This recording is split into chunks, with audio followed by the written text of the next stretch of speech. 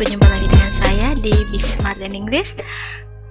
Pada kesempatan ini saya akan melanjutkan membahas tentang part of speech in English atau jenis kata dalam bahasa Inggris. Nah, di video sebelumnya saya sudah menjelaskan jenis kata yang pertama dalam bahasa Inggris adalah noun atau kata benda, verb atau kata kerja, adjective atau kata sifat, adverb atau kata keterangan menerangkan kata kerja, dan pronoun atau kata ganti orang dan benda. Nah, jenis kata dalam bahasa Inggris yang keenam adalah preposisi. Preposisi adalah kata depan atau kata perangkai. Fungsinya memberikan petunjuk tentang lokasi, tempat, arah, waktu, asal, tujuan, dan lain-lain. Nah, contohnya preposisi adalah for, to, by, with, from, in. Nah, preposisi ini banyak sekali makanya ini merupakan salah satu jenis kata yang sulit untuk dipelajari karena banyak sekali, dan satu preposisi bisa berarti beberapa macam gitu ya, nggak cuma satu. Nah, contohnya ini for artinya untuk, for juga bisa berarti selama, to artinya ke, bisa juga kepada, by bisa berarti oleh, pada, dengan, with bisa berarti dengan atau pada from dari, in bisa artinya di dan di dalam. Contoh penggunaannya, kita seringkali menemukan untuk kamu for you. Nah, ini for ini preposisi. Atau dengan mereka, with them. Atau dari sini, from here. Atau di sekolah, at school. Preposisi juga bisa digabungkan dengan kata kerja membentuk idiom. Kita kan sering menemukan get on the bus.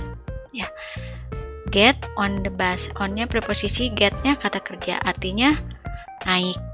Jadi bila digabungkan dengan kata kerja tertentu, artinya bisa tidak sesuai perkiraan kita. Jadi lebih baik kita menghafalnya. Oke. Jenis kata yang berikutnya adalah conjunction. Conjunction ini sangat sering kita temukan dalam kehidupan sehari-hari seperti aku membeli apel dan mangga. Nah, dan itu conjunction. Jadi conjunction ini adalah kata penghubung atau kata sambung, digunakan untuk menggabungkan kata, frasa, dan klausa. Nah, saya akan jelaskan apa itu kata, frasa, dan klausa supaya lebih jelas. Kata merupakan satuan bahasa terkecil yang memiliki arti atau makna. Sedangkan frasa adalah gabungan dua kata atau lebih yang membentuk kesatuan makna dalam satu kalimat. Nah, frasa tidak bersifat predikatif atau tidak mempunyai predikat sehingga tidak bisa disamakan dengan kalimat. Nah, klausa adalah gabungan dua kata atau lebih yang terdiri dari subjek dan predikat, bahkan bisa memiliki objek. Klausa ini bisa merupakan bagian dari sebuah kalimat. Nah, berikut beberapa contoh conjunction Saya ambil contoh conjunction yang paling sederhana, yang paling sering kita temukan, yaitu and, or, but, dan because. Because artinya karena, or tapi, or atau, maaf, but tetapi, and, dan. Contoh penggunaannya, she cries because she has no friend. Dia menangis karena dia tidak punya teman. Nah, because di sini menggabungkan she cries dengan she has no friend. Jadi menunjukkan sebab akibat Nah, yang kedua, do you like her or me? Apakah kamu menyukai dia atau aku? Nah, conjunction-nya adalah or. Menggabungkan antara her dan me. Yang ketiga, both Tina and Sita like swimming very much. Baik Tina dan Sita sangat menyukai berenang. Nah, conjunction-nya adalah both and. Ya, conjunction juga banyak sekali, nggak cuma terbatas pada because and or but. Ya. Berikutnya, jenis kata yang ke-8 adalah interjection. Interjection adalah kata seru atau ungkapan berupa kata atau kalimat yang digunakan untuk mengekspresikan perasaan yang kuat atau emosi kita dan memberikan penekanan. Jadi nggak cuman bilang dia cantik, tapi wow, dia cantik. Nah, jadi nggak cuman pada level biasa, tapi lebih dari biasa. Nah, interjection ini bisa untuk menunjukkan rasa takjub, bahagia, kagum, rasa tidak puas atau kecewa, bisa kaget ya, bisa semangat, sakit, bahkan sarkasme dan ketidakpercayaan.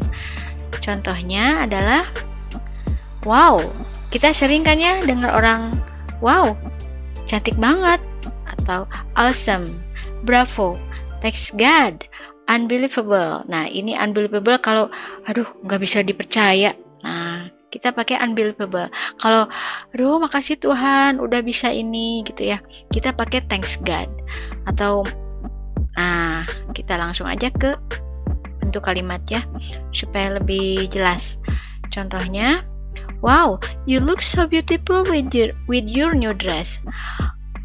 Kamu tampak begitu cantik dengan baju barumu. Jadi wow di sini menunjukkan takjub atau kekaguman ya. Kemudian contoh yang kedua, oh my God, you spend 1 million in 1 hour.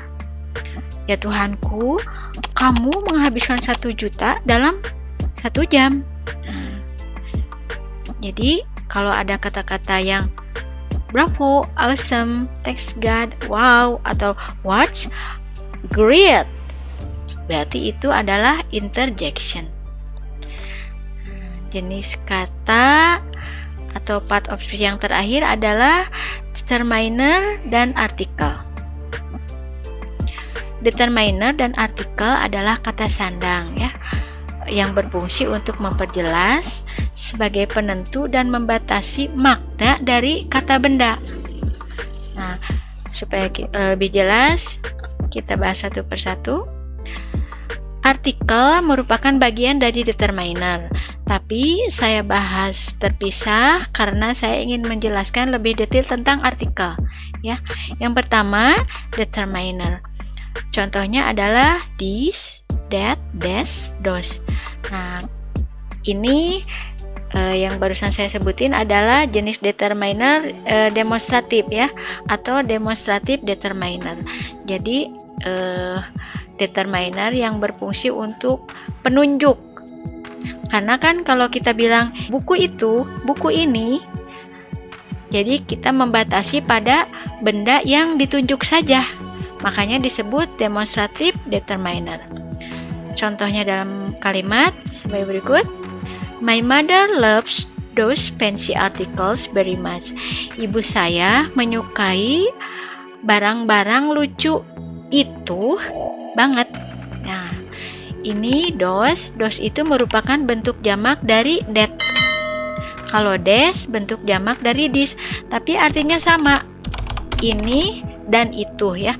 Tapi kalau des itu yang ditunjuk ininya banyak, kalau dos itu tapi yang ditunjuknya banyak, lebih dari satu.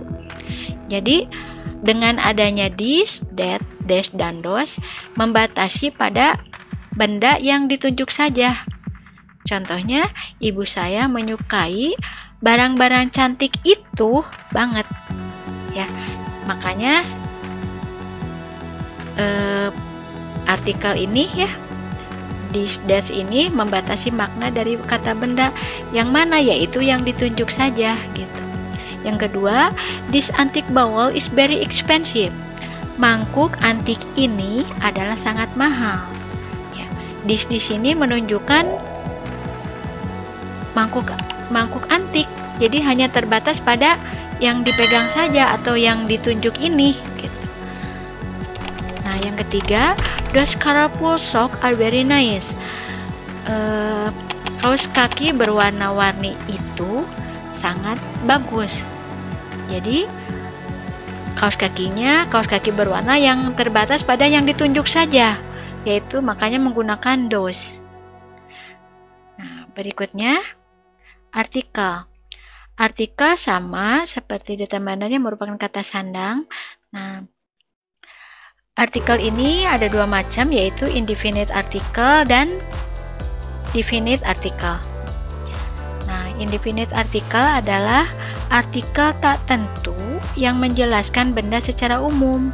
Nah, definite article ini ada dua, yaitu a dan an, ya. Artinya sama, yaitu sebuah, seekor, seorang, atau bisa pokoknya kalau benda satu, sebuah berarti pakai e atau an, ya.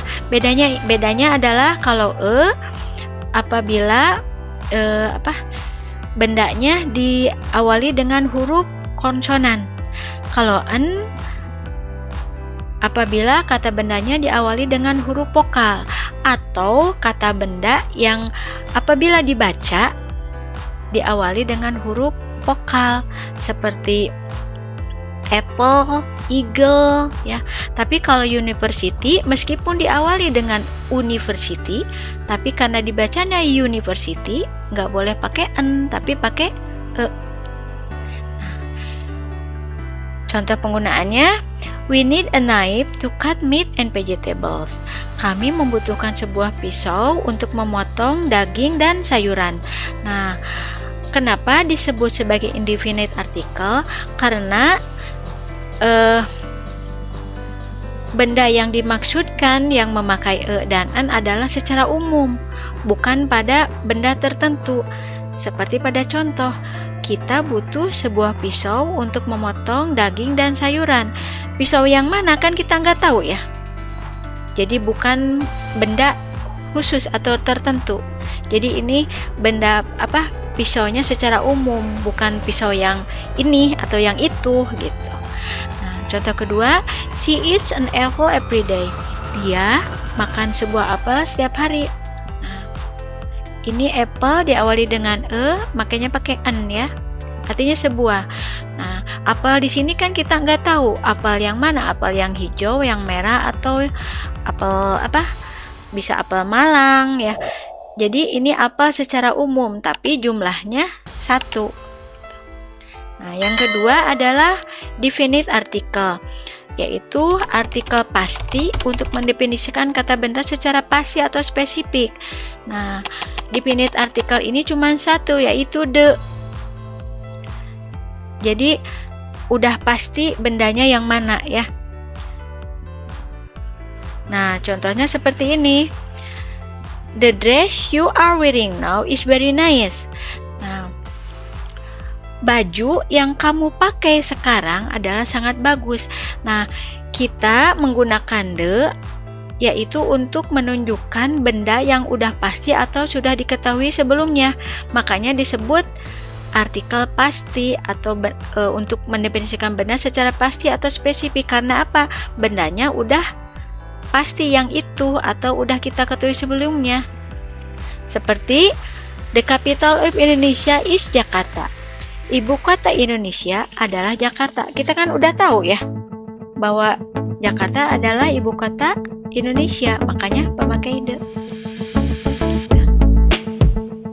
Oke, sekian dari saya. Semoga mudah dipahami dan bermanfaat.